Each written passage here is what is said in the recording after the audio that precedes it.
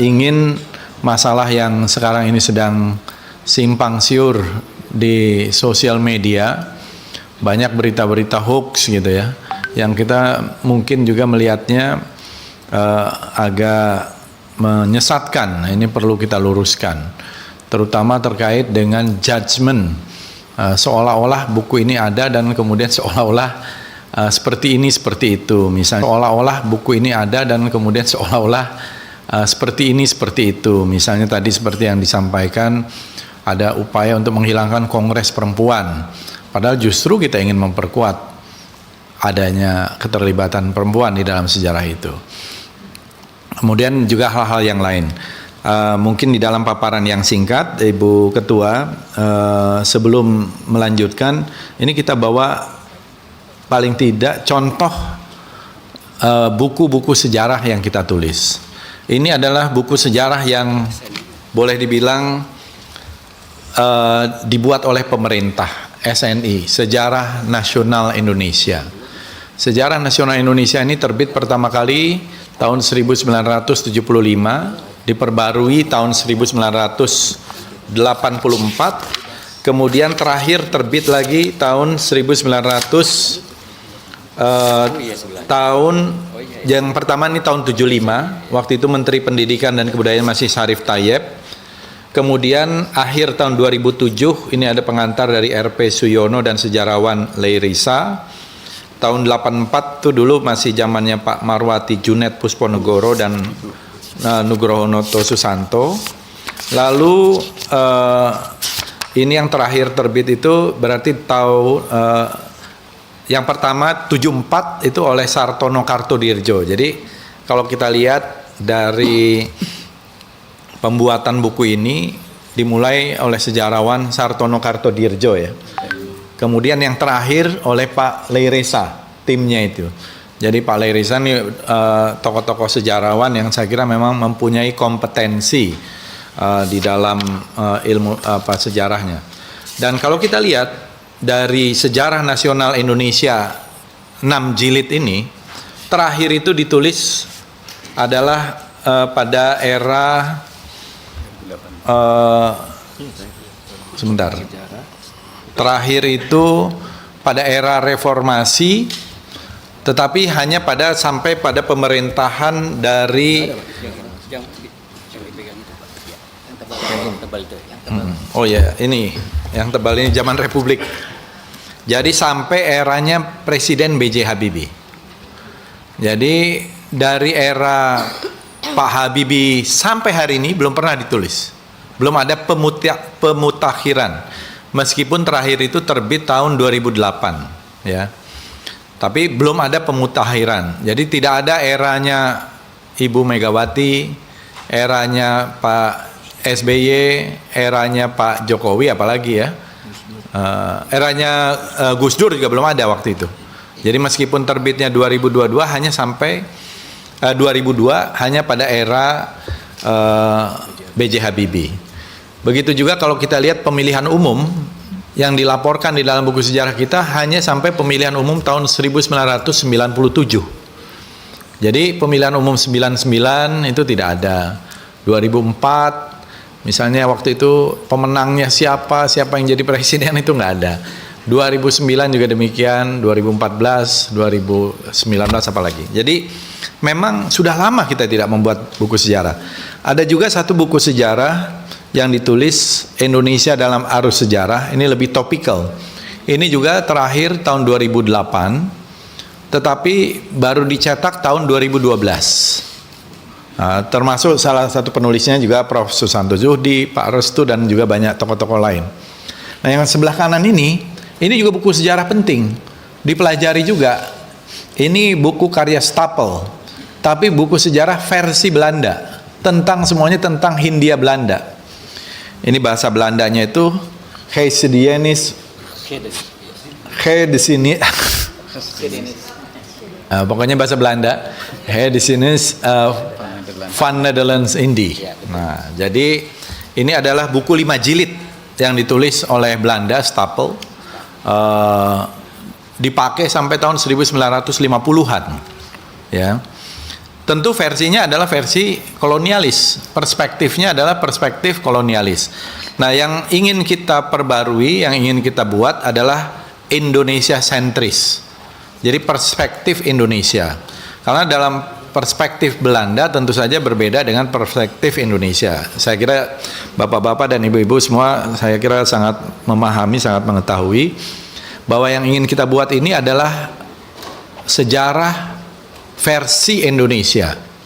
Jadi Indonesia sentris, perspektif Indonesia. Dalam perspektif Indonesia ini saya kira aktor-aktornya juga sangat berbeda tentu saja, dan inilah yang ingin ditulis. Nah, mungkin dimulai dengan slide juga agar lebih terstruktur. Jadi sejarah tentu saja bukan sejarah atau catatan sekedar masa lalu, tapi dalam konteks Indonesia, sejarah telah menjadi jembatan yang menghubungkan identitas nasional, kebijakan politik dan perjuangan kolektif. Lalu masih ada narasi sejarah yang kita pelajari belum sepenuhnya membebaskan diri dari perspektif kolonial, kurang menjawab tantangan kekinian dan globalisasi, sehingga sering dipandang kurang relevan dengan kebutuhan masyarakat modern, terutama generasi muda.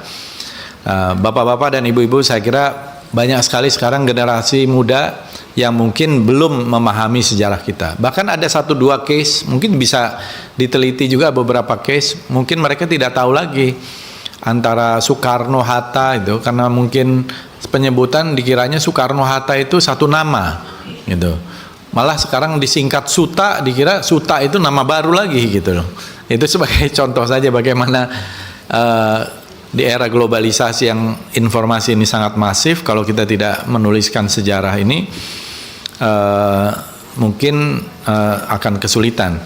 Tentu saja sejarah yang ditulis ini adalah sejarah yang sifatnya highlight, garis besar, tidak menulis secara terlalu detail, karena kalau terlalu detail mungkin kita memerlukan lebih dari 100 jilid gitu ya, tidak selesai. Tetapi yang kita buat ini sebagai contoh saja, yang dibuat oleh SNI ini 6 jilid, Indonesia dalam Arus Sejarah ini 8 jilid. Lalu bapak-bapak, ibu-ibu hadirin sekalian, saya kira sesuai dengan amanat Undang-Undang Dasar 45 Pasal 32 ayat 1, negara memajukan kebudayaan nasional Indonesia di tengah peradaban dunia dengan menjamin masyarakat dalam memelihara dan mengembangkan nilai-nilai budayanya. Saya kira ini juga terkait juga kepentingan kita dengan menemukan jati diri bangsa, yaitu reinventing Indonesian identity. Dalam slide berikutnya ini adalah isi buku ini yang ada ini, Geschiedenis van Nederland Indië. Kalau kita lihat di sini tentu saja tidak ada cerita tentang bagaimana Belanda menjajah Indonesia, tapi tentang berdirinya United East India Company, perusahaan Hindia Belanda Timur, lalu kemudian Republik Batav, kemudian menjelaskan aspek sejarah Hindia Belanda termasuk periode kolonial dan perkembangan politik masa itu. Tidak ada cerita bahwa yang namanya Belanda itu menjajah Indonesia. Nah, kemudian dalam buku berikutnya, buku yang 6 jilid ini, dalam slide berikutnya tentang sejarah nasional Indonesia. Nah, ini kita bisa lihat terbit setelah terjadi dekolonisasi, kemudian terjadi juga tentu saja dekolonisasi historiografi dan historiografi nasionalistik yang membalikkan dari perspektif kolonial ke perspektif nasional. Saya kira memang sangat diperlukan. Di sini terefleksi saya kira banyak di dalam buku-bukunya apa yang terjadi, termasuk perspektif Indonesia sudah terbentuk. Sebagai contoh misalnya yang disebut sebagai perspektif Indonesia itu adalah kalau Belanda itu menyebut agresi militer 1 dan agresi militer 2 itu dengan aksi polisionil 1 dan aksi polisionil 2. Itu sebagai contoh. Itu perspektif kolonial.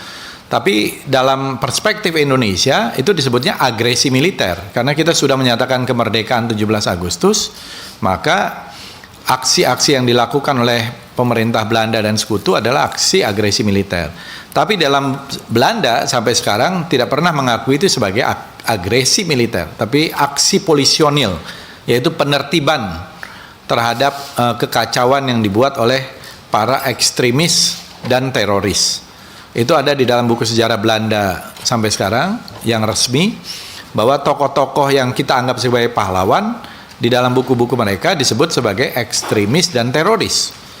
Ya, kriminal. Bung Tomo itu disebut sebagai teroris. Saya bisa tunjukkan bukunya ya dalam buku sejarah Belanda. Begitu juga dengan tokoh-tokoh bangsa yang lain itu sebagai ekstremis. Itulah perspektif kolonial. Nah, perspektif kita ya mereka tentu saja pejuang dan pahlawan kita. Nah, lalu juga ada temuan, mungkin saya teruskan dulu di dalam slide berikutnya. Indonesia dalam Arus Sejarah, ini bukunya. Ini menitik beratkan transisi pemerintahan Orde Baru dan menjelaskan hingga era B.J. Habibie, termasuk dari era prasejarah sampai sekarang. Kita juga ingin mengubah istilah prasejarah. Prasejarah ini adalah istilah yang memang selama ini sudah baku dalam istilah arkeologi. Ya, sehingga ada perdebatan juga soal prasejarah atau sejarah awal, early history gitu. Kalau prasejarah itu dianggap sejarah itu dimulai ketika ada tulis menulis. Jadi sejarah Indonesia dimulainya abad keempat. Ya, karena baru ada prasasti. Nah, kita ingin mengembalikan istilah kepada early history. Karena istilah prasejarah itu adalah istilah yang juga waktu itu dibangun oleh para pemikir Belanda. Ya.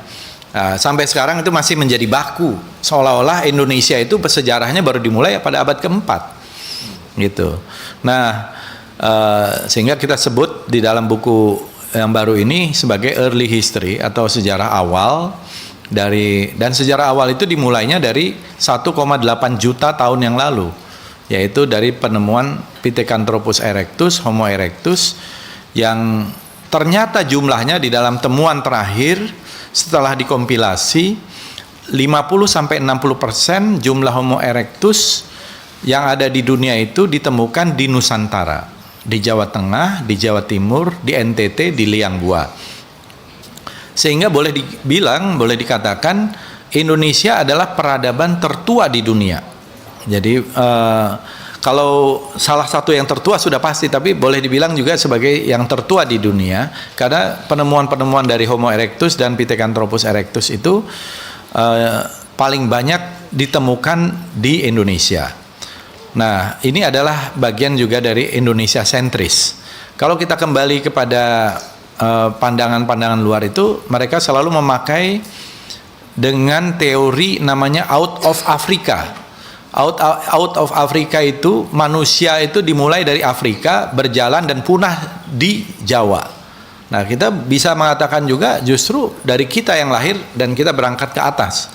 Yaitu perdebatan di kalangan para arkeologis dan paleoantropologis. Nah, ini juga, tetapi yang jelas temuan-temuan artefaknya itu paling banyak ditemukan di Indonesia. Begitu juga di dalam temuan terbaru yang belum pernah ditulis juga, terutama di tahun 2023, lukisan purba tertua di dunia itu juga ada di Indonesia, di Maros, di Pangkep, dan mungkin nanti di Muna. Yang sudah dites melalui uranium series itu sampai 51.000 tahun, 51.200 tahun, bisa 52.000 tahun. Itu yang sudah diumumkan dan sudah diakui oleh para ilmuwan dunia. Jadi ini belum ada satupun ditulis di sini temuan-temuan ini. Jadi ini adalah buku Indonesia dalam Arus Sejarah yang hanya juga menyitir atau menulis hingga era Presiden Habibie. Jadi era Megawati sampai era terakhir sampai Pak Jokowi belum ada yang ditulis dalam buku sejarah kita sama sekali. Nah, itu salah satu urgensi. Nah, hal ihwal ini penulisan sejarah 2025. Jadi kita telah membuat satu tim yang melibatkan 113 penulis. 113 penulis ini adalah sejarawan, apakah itu guru besar, profesor, atau doktor di bidang sejarah, termasuk ada arkeolog, ada yang latar belakang arsitektur, dari 34 perguruan tinggi dan 8 institusi, dan 113 penulis. Ada 20 editor jilid dan 3 editor umum. Semuanya dari kalangan akademisi tadi, arkeolog, geografi, sejarah, ilmuwan humaniora lainnya. Nah, kita berharap rekonstruksi ini terhadap masa lalu bangsa Indonesia ini dianggap penting sebagai himpunan dari perjalanan sejarah bangsa untuk membentuk national identity atau reinventing Indonesian identity dalam perspektif atau secara Indonesia sentris sebagai bangsa yang merdeka, berdaulat, dan seterusnya. Tentu saja bukan dari nol. Jadi buku-buku ini menjadi satu acuan utama, begitu juga Indonesia dalam arus sejarah dan sejarah nasional Indonesia. Tentu buku Belanda ini tidak kita jadikan acuan. Dan ini mengungkap secara garis besar, sekali lagi, highlight aspek kehidupan, politik, ekonomi, sosial, budaya, peristiwa, dan lain-lain. Lalu mengenai urgensi penulisan sejarah 2025, ini setidaknya ada 6 alasan. Yang pertama adalah menghapus bias kolonial dan menegaskan perspektif Indonesia sentris. Apalagi sekarang ini kita 80 tahun Indonesia merdeka. Sudah saya kira waktunya kita memberikan satu pembebasan total dari bias kolonial ini dan menegaskan perspektif Indonesia sentris, menjawab tantangan kekinian dan globalisasi, membentuk identitas nasional yang kuat, menegaskan otonomi sejarah otonom, kemudian relevansi untuk generasi muda, dan reinventing Indonesian identity. Dan lebih-lebih lagi karena kita terakhir menulis sejarah itu ya hingga 25 tahun yang lalu dan belum pernah ada lagi penulisan. Lalu slide berikutnya ini tim editor umum. Saya perkenalkan lagi, di sini yang hadir mewakili adalah Profesor Dr. Susanto Zuhdi M. Hum dari Universitas Indonesia. Kemudian Profesor Dr. Singgih Tri Sulistiono M.Hum dari Universitas Diponegoro, Profesor Dr. Jajat Burhanuddin MA dari UIN Syarif Hidayatullah. Lalu kemudian ada tim editor jilid. Nah, ini juga tim editor jilid disesuaikan dengan keahlian masing-masing. Jilid 1 ini karena kebanyakan nih arkeologi, maka timnya adalah arkeologi. Ini Profesor Cece, Profesor Akin Duli. Jilid 2 juga ahli epigraf Dr. Nini dan seterusnya. Jilid 3 di sini Profesor Dr. Oman Fatur Rahman, ahli manuskrip ya. Kemudian jilid 4 di situ ada juga Pak Bondan Kanumoyoso, Dekan FIB UI, dan ini dari semua perguruan tinggi. Ini ada editor jilid, ini ada 10 jilid.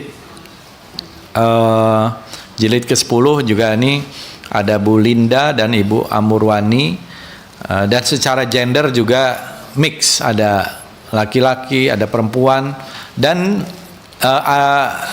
supaya tidak bias dari daerah tertentu, ini ada dari Aceh sampai dari Papua. Ya, tim penulis ini dari Aceh sampai Papua ada.